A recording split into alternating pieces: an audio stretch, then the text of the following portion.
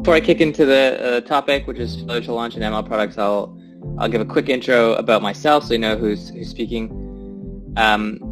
My journey so far has been kind of explained into these explained by these two tracks, so my experience and my education. But most of the time I describe it as sort of half professional, half collaborator, and 1/4 mathematician. So the professional track of my life has really been about applying data science and math and computer science to commercial problems and also to societal problems as a collaborator through this organization called DataKind. So I was a chapter lead in the DataKind, which takes not-for-profit charities, trying to tackle societal problems and pairs them with data scientists who have the skills and know-how to do that.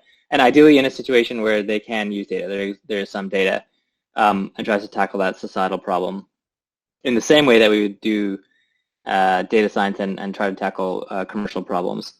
And so between these two, I worked with a lot of organizations, startups and charities, but primarily I was at Unilever Canada for a couple of years, and then I had a long stint at the head office, and that totaled about 9 years. I started a company with some colleagues of mine called eBench, and we reverse engineered digital marketing strategies with social media data. So I'll talk a little bit about that. And during that time, I also was the chapter lead for DataKind, as I said, and did some consulting projects. So I'll talk a bit about those things, but like Improbable and so companies like Improbable, Spotify was a stint there, The Guardian, Wine Lister, a wine scoring company. So just basically sort of bread and butter data science stuff, but for really specific problems. And then I joined Spotify at the end of all that.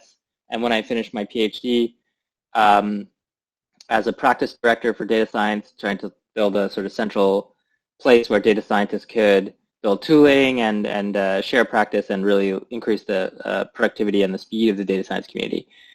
And I had a brief stint at Imperial College as a researcher in the math department, and then I went back to GMO. So I sort of had this half professional, half collaborator, 1/4 mathematician. That's kind of the best way to think about it. So it's been lots of really interesting experience. I hope to bring some of that experience to the talk today. But most of the time, people just ask me about this, like, how did I do this? How did I have the job, the consulting, do the volunteer stuff, and then try to finish my PhD? And more importantly, why? It's actually, people care less about how, to be honest. It's more just why. Why did I do this? And I don't really have a good answer for that, but what I do say is that 99% of the time, it was like this. 1% of the time, it was like this, and then I would not recommend it at all. So not even a small part of me would recommend trying to do that. But I did end up learning a lot about myself, so how to stay healthy, how to stay productive and not burn out. I learned a lot about data science and mathematics and what mastery is and how to apply that to real-world problems. And I learned a lot about risk. So many of the real-world, that is to say, many of the real-world barriers that can cause your project to fail, that can keep us from applying mastery in data science and technology to real-world problems. And really, that's what I want to talk to you about today, the concept of risk in ML projects, where you can think of risk as overall as the non-zero probability that a disadvantageous event or outcome will occur. That's really, when I say risk, that's really what I mean. It's a non-zero probability that a disadvantageous outcome or event will occur. So for example, the event that you can't develop a model that's predictive enough to use in your product, or you develop that model but it never gets a chance to affect the customer experience. That's also common. Or worse still, you do develop the model and affect the customer experience, but it actually has a neutral or even a negative impact on the metrics that matter. So this is not unheard of either. And what I want to do is to cover all of these, cover a sort of holistic view of the sources of risk from my experience. And maybe we'll try to stick to some kind of timeline like this, and I'll stitch in some questions and time for open discussion as well, so we make sure we finish on time. And my goals ideally will end up with a shared language to be able to talk about risk and disadvantageous outcomes. I think that's shared language is really important. A shared understanding so we can manage risks rather than avoiding or ignoring them, which is more often the case. And I'll share my mitigation toolkit. so you can build on it and then come back for others with your own toolkit. So let's begin. So the first source, and arguably the most talked about, most heavily invested in source of risk, is technical risk, which we can define as the non-zero probability that your organization is not capable or not willing to invest sufficiently in the hardware, the software, and of course the developer time that's needed to build and maintain ML-backed products. So there's multiple kinds of investment, software, hardware, developer time, and it's about needing not only to build those, but also to maintain those products over time. And that's kind of really what technical risk is all about. So the most commonly known outcome of technical risk is to incur the cost of tech debt. So we all know a little bit about tech debt, but I'd say tech debt is the development time you have to spend to revisit a suboptimal technical decision, which grows with interest over time due to other things being built on top of it. So debt is a sort of real resource debt, which you could argue is measured in time. And in fact, technical debt is like financial debt. So like financial debt in moderation, it can be good or even necessary. It can help you advance your strategic or tactical objectives as long as you keep it, as long as you can keep it healthy by making regular, sustained investments in bringing your debt down. And like financial debt, if you take on too much of it or don't make regular repayments, your liability continues to grow, which can affect your ability to pursue future opportunities, and it can even bankrupt you. For example, it can, and sometimes does, lead to an existential crisis where nearly all of the developer time in an organization must be invested in refactoring or rebuilding a platform before you can build new features or new capabilities. So just out of curiosity, how many people on the call have been severely limited in their ability to develop new work by a buildup of tech debt? And so just a quick one, how these slides work is that there's a question, a set of answers which you can choose from. Here there's only one, and you're encouraged to add some context if you feel like it. So for example, you could say something like, +1, yes, and it brought us to a complete halt for over a year, so I'll just like check that in there. Or you can raise your hand, yeah, that's all fine, everything's fine.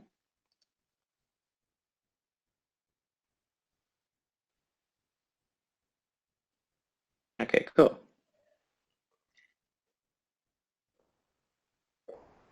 Great. Yeah, so lots of people experiencing tech debt at an existential level. So the usual suspects of tech debt are things like hard-coded business rules. So for example, setting the maximum number of songs on a playlist to be 10,000 for anyone who followed that user fiasco in Spotify news. Duplicate code for solving the same thing, which is particularly common in fast-moving organizations where communication is poor. Duplicate domain definition. So for example, not being dry, don't repeat yourself. Boundary erosion between components of the system. So in order to change the definition of one component, you need to change something in other components. So that's also tech debt. And lack of tests or incomplete tests. So these are sort of really commonplace sources of tech debt. And it's a partial list of bad systems design, really, and what some people refer to as architecture smells that aren't specific to machine learning, but are certainly a source of risk, so we all need to know them. And the full list would include anything, really anything that affects your cost to serve your customer or the future time spent by developers to add new features or maintain existing ones. And so if we think about what else affects the future cost to serve and developer time for ML projects, there must be some additional sources. And if we think about those additional sources, so the first one that comes to mind would be real-world instability. Material shifts in the real-world behaviors that violate basic model assumptions and forces model developers to quickly revisit. They might even have to change the functional form of the model and not just to retrain, or they might have to look for additional sources of data. And so, for example, predicting credit risk during an epidemic, which we saw recently, where things like liquidity in the overall market and liquidity needs for individuals have just shifted so fundamentally. Predicting discount sales and cannibalization during a financial crisis, which is actually a little bit more common, a financial crisis or an economic turndown, when consumer spending habits shift materially. So those are all examples of real-world instability.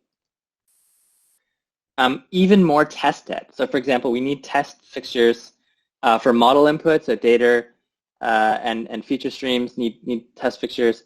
Model outputs need test fixtures as well. So although precisely what model inference fixtures look like, it's not always straightforward to define that. You can do, of course, have predetermined features and a predetermined probability or range of probabilities that, or a classification if your probability model gets turned into a classification and so on and so forth. And so something that under sort of stable, predictable conditions, this is what you'd expect the model to produce. And so those test fixtures need to be managed as well. Monitoring and monitoring some more. So that is monitoring model and system level performance becomes nuanced and can be difficult. So for example, we may have to monitor both model predictiveness of defaults and overall loan performance, or model predictiveness of recommended song streams and overall playlist or platform stream engagement, in the case of Spotify. So there's a need to model both there's a need to monitor both model-specific performance and system-level outcomes. And these can both be more difficult than availability or latency, for example, which are common kinds of monitoring away from data-backed products. Model training debt. Owing to the potentially large number of decisions that could need revisiting when retraining models, including regularization, so what parameters do we regularize and by how much, feature normalization to fix or not to fix the normalizing parameters, sampling methods and training, so starting with a random sample but maybe needing to shift to stratify the random sample and to do that in a repeatable way. All the threshold decisions you make, so convergence thresholds, classification thresholds, things like that. So really all the possible tweaks you make in your modeling process can have wide-ranging effects on the output, and if many services or features in your product depend on those, then that's a significant source of training data as well. So one example in recent memory for me, which was sort of a weird one, when I worked at Wine Lister, my entire role was actually to establish a feature normalization process for their wine scoring algorithm. So it used features like vine age, like how old the vines were that the grapes were on, and expert reviews that were subject to outliers. So if a reviewer thought this was a particularly special bottle of wine, or if vine age was particularly high, which is possible in some exceptional wines, then this could materially change the wine score. Not only for those wines, but also for others, because the coefficient in which you normalize is changing. And of course, the change in the wine score, not as a result of a wine, but as a result of a counterpart wine, doesn't always sit well from a consumer consistency point of view. So actually, there's a lot of challenges that come with model training debt. Bugs in open source packages. For example, Spark 3.0, it turns out, raises errors for timestamps before 1960 and dates before 1900. And some people actually like to use older dates like January 1st, 1900, or even earlier, as a convention for missing data. So this can cause some problems as well. Undesirable feedback loops. So over time, the system you construct based on your predictions becomes inseparable from your predictions, and the training data becomes biased based on your system. So it could be extremely complex, as you might need to construct isolated subsystems to maintain the representative training data. So for example, to have a universal holdback group who never gets a recommended playlist, or who just always gets a loan no matter what their credit score is, or anything like that. So some examples of undesirable feedback loops. So when Spotify streamers consume more and more and more, up to an entirely algorithmic playlist, rather than creating their own playlists, which is what some recommendation engines are based on. Or again, if you only give loans to people you're predicting should have loans, then you're retraining based on that filtered sample. So now the total population has already gone through one wave of selection. Data dependencies, particularly in a data democracy where everyone's a data producer and everyone's a data consumer, models can consume data from a variety of feature teams.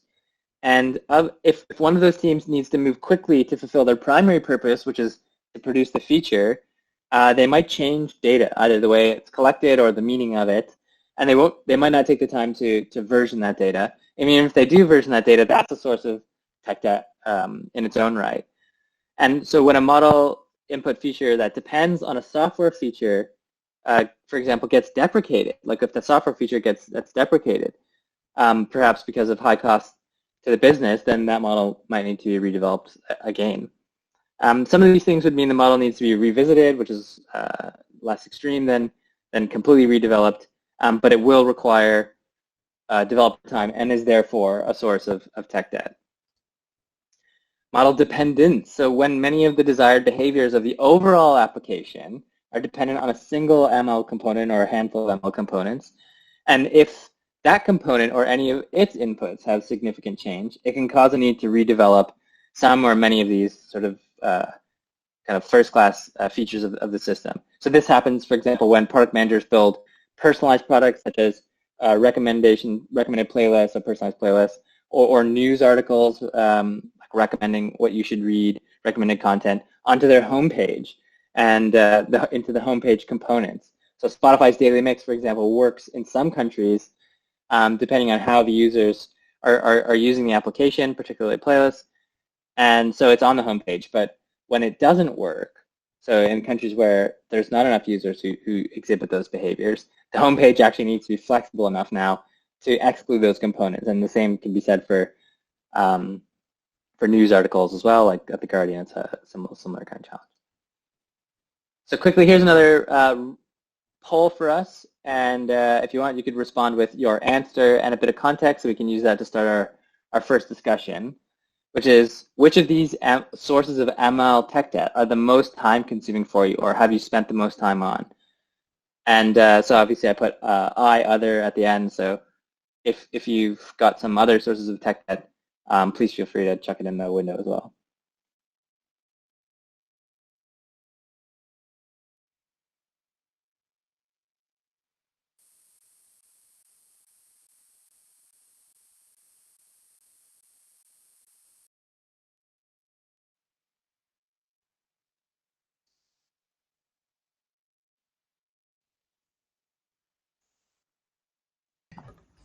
Our kind of main source is scalability. So you build the resources, and we were resource kind of constrained, and as more users start using it, it becomes a bigger issue. So building the scalability on it. Scalability, yeah. So refactoring model implementations to be scalable. Is that a? Yeah, exactly. Because we have limited resources, and not fully like horizontally scalable, just vertically scalable. So it does become a problem when you get too many users and the features are a little bit complicated or something like that. Cool, yep. So we've got other not ever having time to do anything properly. So everything's always a little broken. So that could be almost almost an all, which is a good one. Model training debt, yep, the tricky one definitely. The more features I think that depend on your model, the more people, like the more feature teams, the more that becomes a real nuisance. Hit everything, often having to do things quickly. Yeah, that's always a tricky beast. Little things quickly. Little hit everything. Cool. G. So Rick is sharing my data dependencies woes. Yeah, so for me, I think just thinking about the companies that I've worked at, so data dependencies, that's definitely been the worst for me, just because when you want to build, when I've wanted to build any kind of model that says something surprising, or that does something that really tackles a prediction problem, and I'll get into that in the next section.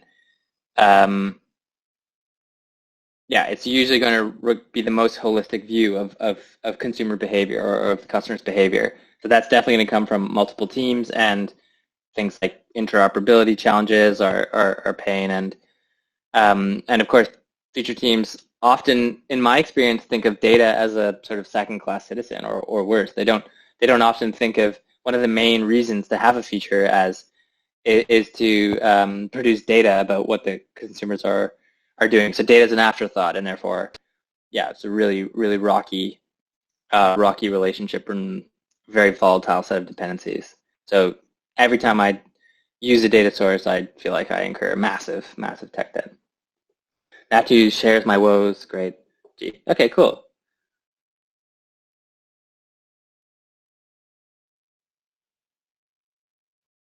So the two major insights I have here is that tech risk problems are becoming infrastructure problems. And furthermore, that tech risk is heavily invested in from a service infrastructure point of view. So in the same way that BigQuery is a fully managed enterprise scale Hadoop cluster, which previously was a massive operational burden, just loads and loads of time to keep running and to figure out why it's not working. And I believe the risk associated with these problems will be fully managed via service infrastructure over time.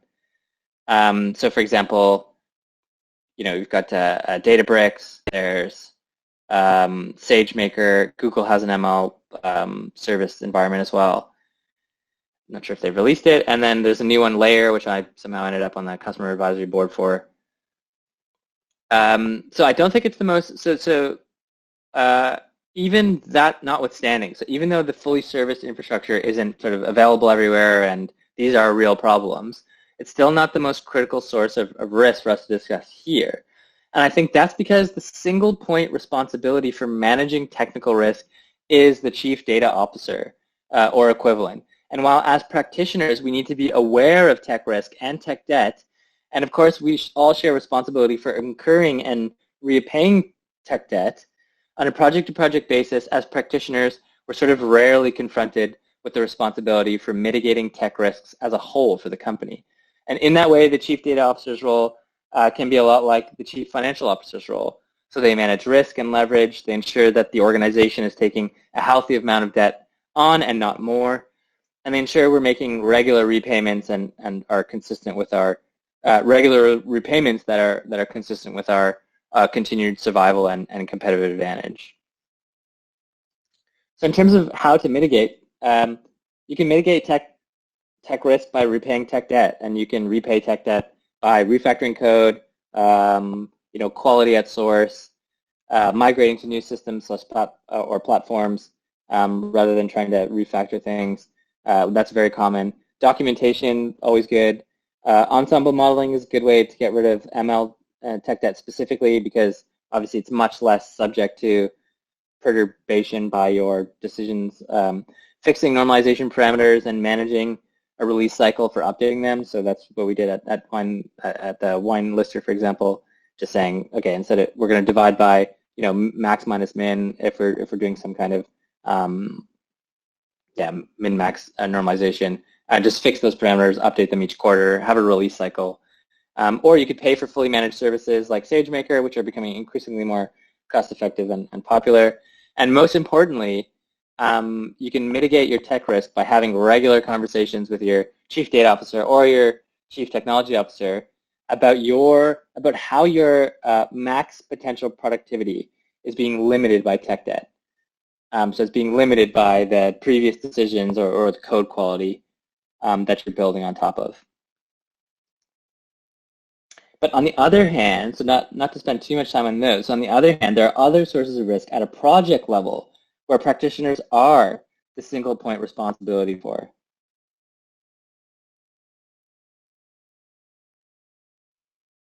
The first of which is the least talked about, but I think the most fundamental source of risk, which is prediction risk.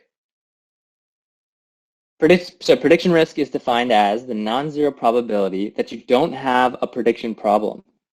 At least not one that when you solve it, you can take actions or build products that lead to more of the customer behaviors that your organization depends on to be successful. This is a huge riddle. And some examples of commercially viable prediction problems would be financial controllers might be willing to pay for an accurate balance sheet and cash flow forecast. Loan portfolio managers might be willing to pay for an accurate predictive model for default. Advertisers might be willing to pay for a prediction of the propensity of an individual to click on an ad once it's served to them. So that's basically the entire ad industry.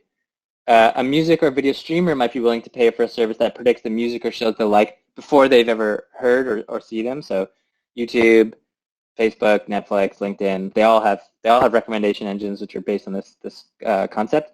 A prospective employer might be willing to pay to know which candidates would be the best fit before they invest in interviews for them. So LinkedIn, you could argue, is trying to satisfy this problem.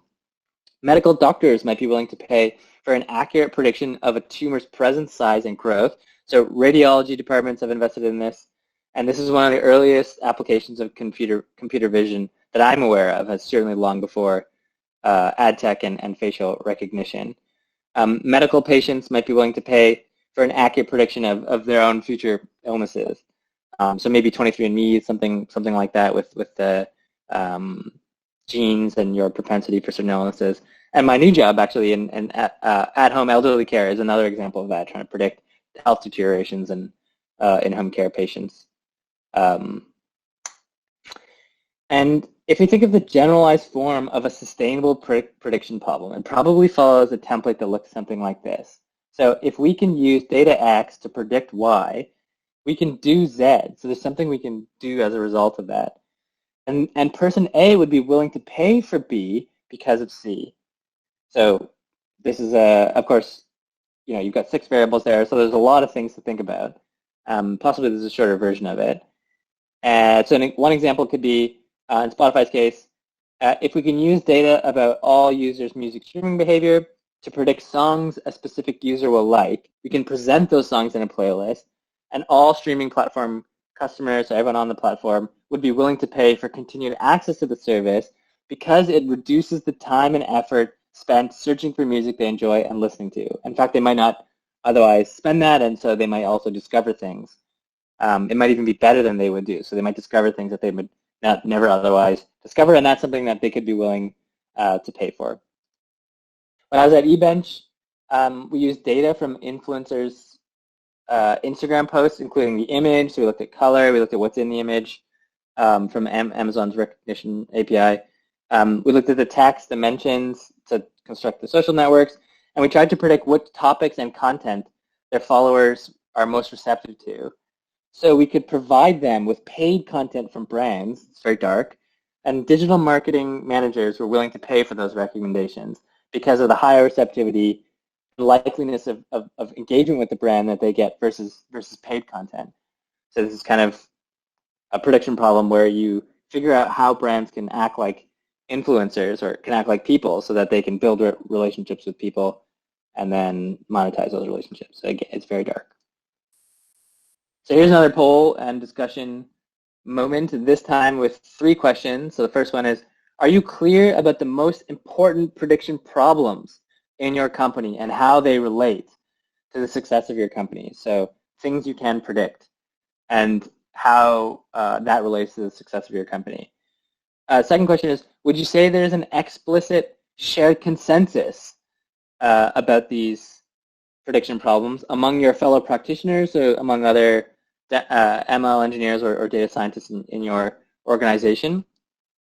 And the final one is, would you say there's an explicit shared consensus about these with the product or business managers you work with? So B is about consensus in the practitioner community, and C is really about consensus with the business users or the business managers. So just take a couple minutes to digest, and then you could just say like A, yes, B, yes, C, no, or A, no, B, no, C, no. And I'd just be very curious what people's answers are.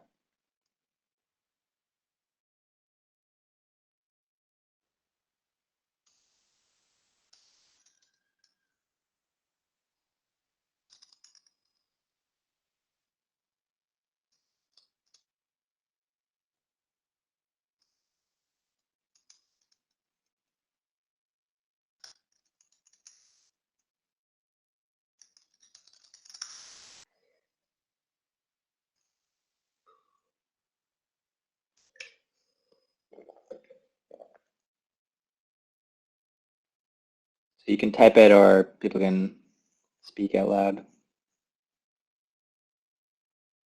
Or if you're eating dinner, then you can skip it.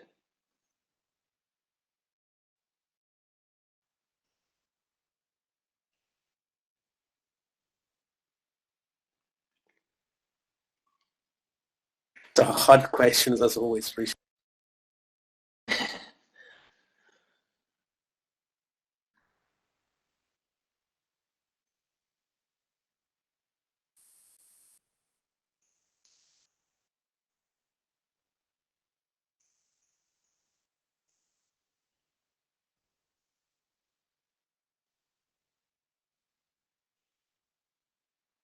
And they don't really care either. What if there's like a big layer between the project managers and the management, and then the project management kind of understands it, but the management doesn't care or is Not involved. Not involved. That seems to be an issue. Yeah, that can be an issue. I mean, it just adds to risk. It adds to the risk that maybe the prediction problem isn't right or the business doesn't care about it. So not caring is a big one. I think caring too much is also a big one. So sometimes people have a really strong opinion about what the right thing to predict is, business managers in particular, when in actual fact they might not be thinking on the wrong, they might not be thinking about the right thing. What they should really be thinking about is what do they think they can offer to a customer that will be consistent with the company's success. So for example, Spotify might say something like, actually really important for us to provide this serendipitous discovery. Like there's no way you ever would have found this song. It's so far out of what you are listening to, but we're just so confident you're going to love it. And that becomes part of their brand promise. And then the prediction problem then is, of course, up for discussion with practitioners. So I like your idea of starting with C, moving to A, and you can try to figure out, like, actually, what is a formal prediction problem that's consistent with that? Is it predicting the probability that somebody will listen to a song, but then go on and find the artist page and then maybe stream 3 or more songs from that artist page? Or is it just that they stream the song twice in a row? Or is it, so there's a lot of nuance there in terms of what you define as a successful serendipitous discovery. And then, of course, A, I think you have to be clear about your prediction problems. I think this is one thing, in my experience, I think I would say it's very rare or almost never is a yes, yes, yes. And that's, I think, Laura, your point is really good. For example, that it takes time. It takes a lot of talking and discussion to get to there. So, of course, it may not be practical even to have a yes, yes, yes, just because of constraints. But I do think that not being clear about just to yourself, with yourself in A, if you answer, if you're not clear about yourself, with yourself about what prediction problems are in your area and how they relate to success of your company, that's definitely a big problem. That's probably the biggest. That's probably the biggest problem, I would say. Can I ask a question? Mm-hmm. Yeah, of course. So something that I experience a lot is that for A, you sort of have a sense of something, but you don't really know how possible it's going to be until you put a heck of a lot of time looking into a heck of a lot of data. And to have that amount of time just to spend answering a question of is this even worthwhile is hard to carve out. How do you approach that? Oh, that's a good question. So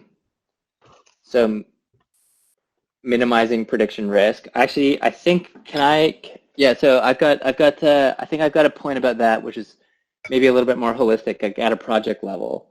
Mm-hmm. But I think probably the first thing to do is to I'm trying not to sort of steal content from other sections, but think about what absorbs all that time. Is it trying different models? Because what about ensemble modeling? What about, rather than thinking about a specific prediction methodology, why not just throw something that will give you, that is highly likely to give you better than a random prediction, and then front load implementation risk? Like, why not just see, like, okay, actually here's a set of predictions, we think it's a good problem, and then start the conversations before you get a great prediction. Just start the conversations with product managers or business managers about what the rest of the product could look like, and if you can get a product in front of get a prediction-based product in front of customers as soon as possible.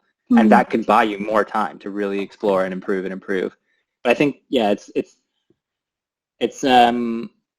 really rare usually that you're going to get a massive leap in predictive accuracy versus maybe throwing some basic stuff like ensemble modeling or whatever at it. Usually it's a smaller leap, but that smaller leap is really important, like has big knock-on effects. So that could be true in fraud, or it could be true in defaults, or probably it's less true in like recommending cat videos or something like that. But I know Natu hates it when I use that example. Yeah, I'll come back to that. I'll come back to that, I think, at the end as well. Awesome, thank you. While we are building a model on something that is urgent today, priorities change and we have lots of half-solved business problems. Yeah, that's also true. So prioritization piece is really difficult. But having that running list, and especially if you can build consensus and being able to flip between it and know what the table stakes are, that's actually a good way of minimizing priority changes that you think are ultimately disruptive. So it gives you, I think, having a list of prediction problems that you try to socialize and build consensus around, I think actually is a good way of limiting people flip-flopping around, not being 100% sure about what the priorities are, because it gives you a way of reasoning about actually here are the viable problems, prediction problems we think we can solve, and we've already thought about what viability looks like who's willing to pay and what enables the most features, and maybe that's a good way of doing prioritization, which I've got some recommendations in a couple slides as well.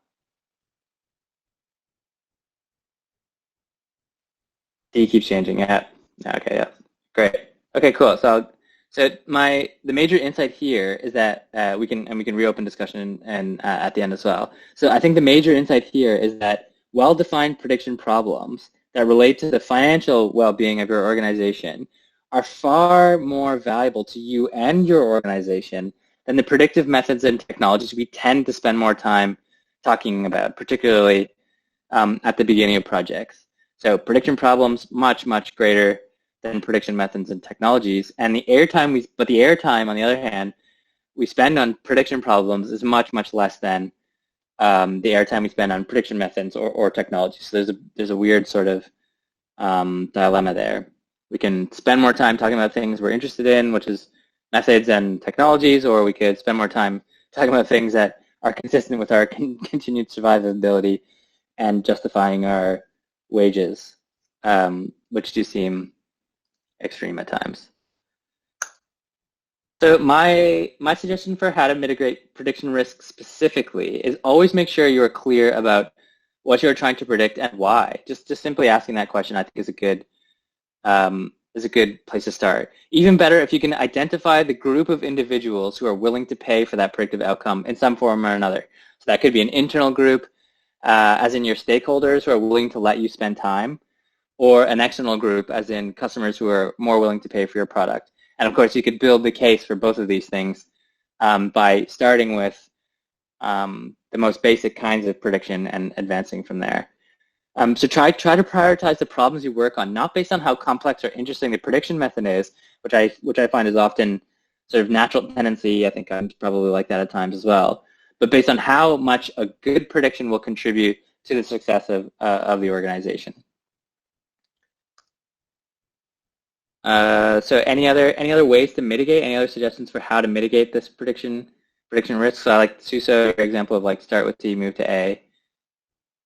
Changing jobs, Rickis. So you've just said I'm not even gonna worry about it. I'm just gonna go to a place that already has it. That's a good suggestion.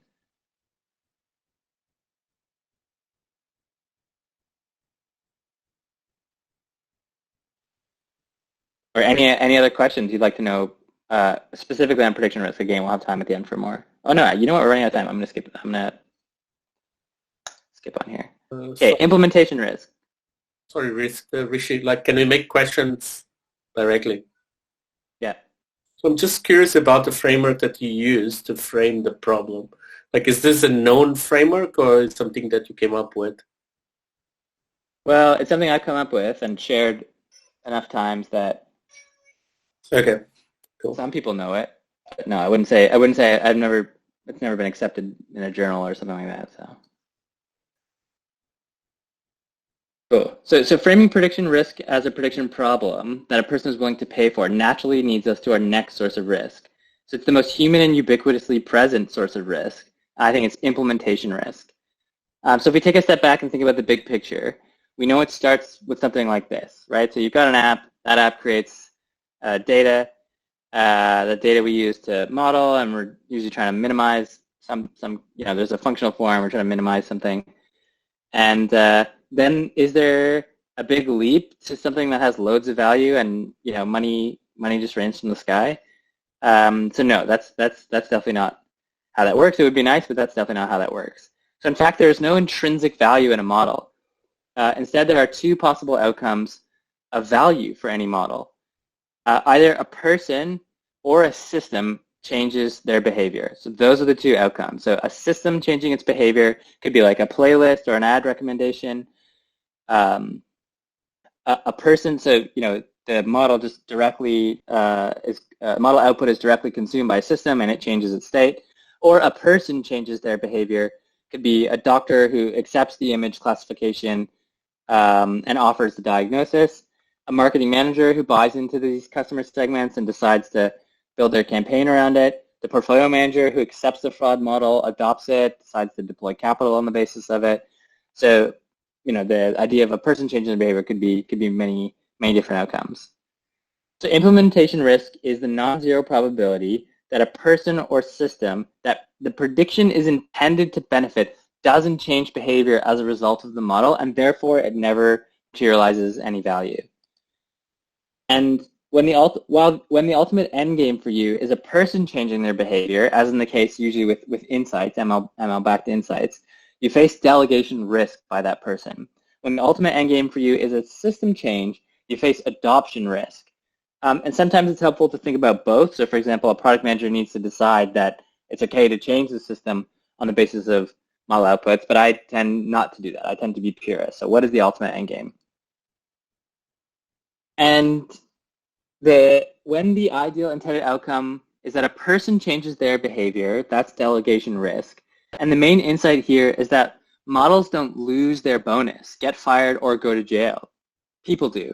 And no manager wants to delegate their responsibility to a model they don't understand.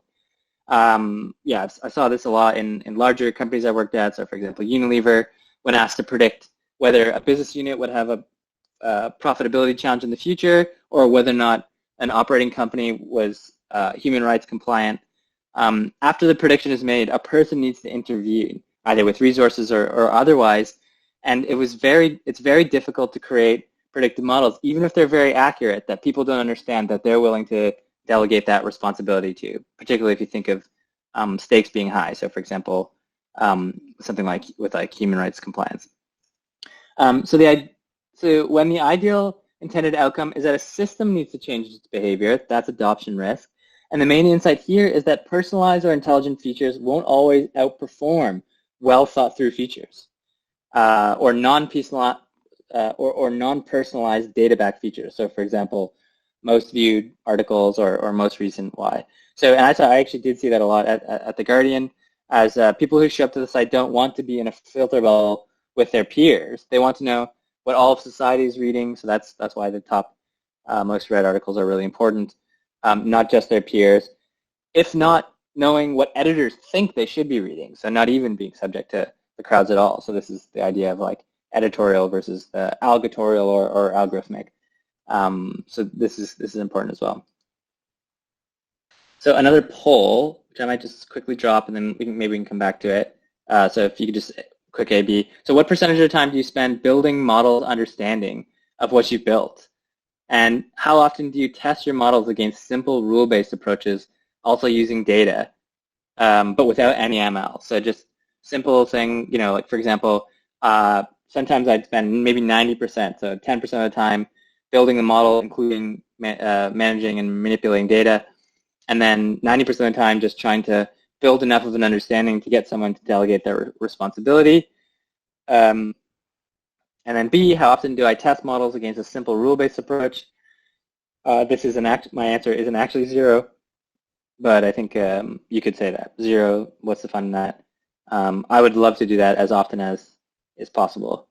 So maybe everyone can just have a think about that for 30 seconds, drop it in, and then let's come back to discussion at the end so I don't run too much over time.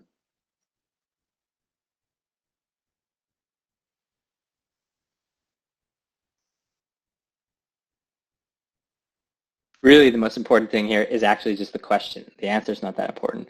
So if you ask yourself, what percentage of my time do I spend actually building someone's understanding, someone who sits between me and implementing it in a system, or who needs to change their behavior?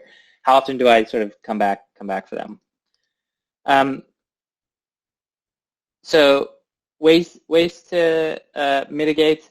You can front load implementation risk by getting a single instance of behavior or system change before building infrastructure. So this comes back to something we were speaking about before. So for example, to take on some tactical tech debt to reduce your implementation risk and then pay it off if it's successful.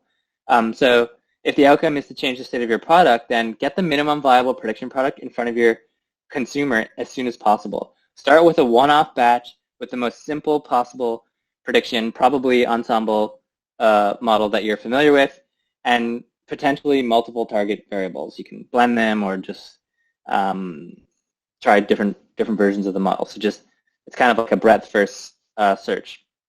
Again, one-off batch. Get an early read from customers before you experiment, before you run a formal controlled experiment. Get early indicators on if the product is worth the controlled experiment. Rely on contextual data, so for example, user interviews to build the case for pursuing further. Use any feedback from customers to iterate your prediction problem and just go from there. So if the outcome is a person needs to change their behavior as a result of the model, spend ample time breaking down barriers to understand what you've built. So appeal to intuition. As a general principle, either the result of the model have to be intuitive, so surprising but completely digestible, which is easy for something like supervised classification problems because either you get it right or you don't. Or the assumptions and formalization that goes into the model have to be intuitive, and then you have to build someone's understanding and intuition along there. Relate to what they already know if you're going to build that understanding. Run your model over the entire population and save that data, save the inference as data to explore. Explore the results with your stakeholder, comparing and contrasting different bins or classifications by relating the performance of those bins to metrics and other dimensions that your stakeholders already know. So in the Unilever, for example, it turned out that the high probability in the complex feed-forward linear threshold network for predicting performance turn, it turned out that the highest probability at risk had a supply chain metric feature, so like on time in full, on shelf availability. They were the most indicative. So those are the most when negative performance, they were the most likely to be included in high probability of future challenges. So in the end, instead of implementing the model, we just had a perfect execution scorecard, and everybody just used the intuition that if you have poor execution, then you're likely to have profitability challenges. In general, don't use scary language or make it threatening. So for example, algorithms can do it better than you, or try to bring people to your level of knowledge. That's not really necessary. Try to use simple language and be pictorial if possible. Next, we have the most obvious. I'm going to spend 2 seconds on this. Observability risk, but seems to be one of the least tackled. So this is the non-zero probability that there does not exist enough observable variation in the data you already have to solve your prediction problem, and to a level of performance where it can fulfill its promise. So for example, inaccessible data. So sometimes a project gets kicked off and the data sits in a proprietary system like SAP, misrepresented labels, you get your first results, everyone's very excited about it because they're surprising, and then you find out from a system owner that actually the data doesn't mean what you think it means. Sometimes information is lost forever, so data gets created without IDs necessary to make it interoperable with other data, and then this epic fuzzy matching guessing game begins. And of course there's the most complex version of that problem, which is that sometimes good actors can hide behind bad actors, so in the case of fraud, but basically that's a distinguishability in principle problem. It might not be possible to actually distinguish classes or so on and so forth. So I'm going to skip this one. I assume everybody's encountered those, and that is the bane of your existence. My main insight here is that if someone says it, it doesn't mean it's true. Companies often say they have lots of data, but I've never seen data that is ready enough for machine learning to meet the timeline expectations. Everybody has crazy timeline expectations and never having data, or at least data that's ready enough. If there aren't data users, if there isn't a community of strong data users, the data will be full, guaranteed the data will be full of data quality or integrity issues. You must have users of that data in order to have good quality data. So ways to mitigate this: get a sample from each system that you're going to depend on before agreeing to anything, before agreeing to project scope, timeline, or anything. So do a bit of exploration. Never skip exploratory data analysis. So for example, if you don't know all of this, so you can just see some basic patterns, relationships between various variables, you probably can't do that. And obviously there are some exceptions for that, so that's the whole promise of deep learning, for example, but I'll just ignore that. My absolute favorite is to get involved with data creation at the beginning of the product lifecycle. So before you even know that you have to use it to predict something, get involved with data creation. So that way you get good quality at source. And none of this really applies to computer vision problems where the data is just an image. So for example, satellite image or image of a cat. I'll cover the final one, and then if anyone wants to stick around, I know we're almost out of time, we can have a chat. One of the most substantial source of risk of our time that I believe will ultimately define our profession is ethical risk. And it's hard to define precisely what I mean by ethical risk, and that's probably how it should stay, not with a precise definition. So I don't know what the definition is, but let's consider some examples. So the original, I think, ethical failure that got large scale was from consumer marketing, where Target, so this is a big grocery store, told the father of a teenage daughter that she was pregnant before she did by sending a flyer that said, "Congratulations, you're expecting. Have you thought about these products?" And of course, the daughter didn't tell the father, but used the Target loyalty card. So this is a big failure. Social media. I hope everyone was around when Microsoft trained Tay, who's supposed to adopt the persona of a teenage girl, but turned into a sexist, racist monster just by learning from what people were posting on Twitter, just in a matter of days. Of course, we've got in policing. In the UK, they use facial recognition. So government stop and search programs where the facial recognition exhibits racial prejudice. So that's picked up from our own racial prejudice, society's racial prejudice. Example of bad outcomes from education. Is that the algorithm gets it wrong. So recently we had an algorithm that predicted the end results for the most important tests that determine your entry into university, and it used postcode and limited thousands of people's futures, and turned out to be illegal because you have the right to be free from algorithmic decision making, but they did that anyways, and that was also horribly wrong. And when we think about society and how society looks at machine learning and comes to understand algorithms and machine learning, these are the examples actually that the society will understand. They're not going to understand. They don't care about, whether or not you're qualified for a loan. They don't care about if what goes into giving you a playlist that you really like, even though you don't like it. What they care about is the things that have a big impact on society. So my main insight here is that we're running very quickly into an unknown space, and that this is exciting and can be good, but can also have massive, far worse downside consequences and do great harm to people and society. I think we lack the mathematical and ethical frameworks to be safe when deploying algorithms to people's behavior or to people's experience. There's no formal way of optimizing for negative perceptions or minimizing harm to our customers or society. And so to mitigate ethical risk, all we can really do is ask the tough questions. Like, what is the cost of confusion? What's the cost of a false positive? And I mean confusion matrix. So what's the cost of a false positive or a false negatives? What happens to people and society when we get it wrong? Or what about when we get it right? Don't be creepy. If you're asking questions with your data and trying to predict things, ask yourself, would people mind if you ask them directly? I think there's a big difference between a grocery store asking someone, are you pregnant, and a doctor asking someone, have you got a tumor or have you got cancer? Prioritize the problems based on how much, Don't ignore the consequences. If you're developing a model for use by someone and like an organization or another person, and the consequences of that model make headline news, would you mind if there was a giant photo of yourself beside the headline? So for example, Tuso develops algorithm that told father's daughter she's pregnant before she did. That's probably not cool, Tuso. I'm sure you wouldn't like that. Natu develops sexist racist chatbot that takes Twitter by storm. So these are obviously just examples, but I don't think you'd like that either.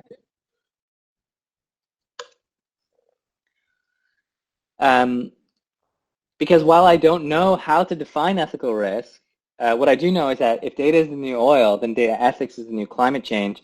We know we need to talk about it. We're not 100% sure how to talk to each other about it, but regardless of what we do about it, we know the consequences for society are going to be severe. And so just to summarize, if I could leave you with just 3 key takeaways, I would say, number 1, in risk mitigation, order matters. Before the project begins, resolve observability risk. Grab a sample, use exploratory data analysis. Everybody always skips that. Just have a look and see what the data looks like, what observability looks like before you commit to anything. So this during early scoping. And front load implementation risk. So in a pilot, in a one-off, high-tech deck mode, simple prediction, try to get a product in front of a customer, and that's before you invest in any infrastructure. So resolve observability risk before the project begins, and front-load implementation risk at the very beginning. Number 2, prediction problems are much, much greater than, or more valuable than prediction methods and technology. Shift some of your conversations with your peers to the formalization of these prediction problems you're trying to tackle, and build consensus if you can. But at least enumerate these prediction problems. Use the creepiness and headline stress test. So if you're asking questions with data, ask yourself, would this person mind if I ask them directly? If you're developing a model for use by someone and it makes headline news, would you mind having a giant photo of yourself beside that headline? And so that's all. 4 minutes over. I think we had sort of capped for 5 minutes. And I'm absolutely happy to sit around and chat, address some more of the questions. But otherwise, thanks so much for finding the time on your first day out of lockdown.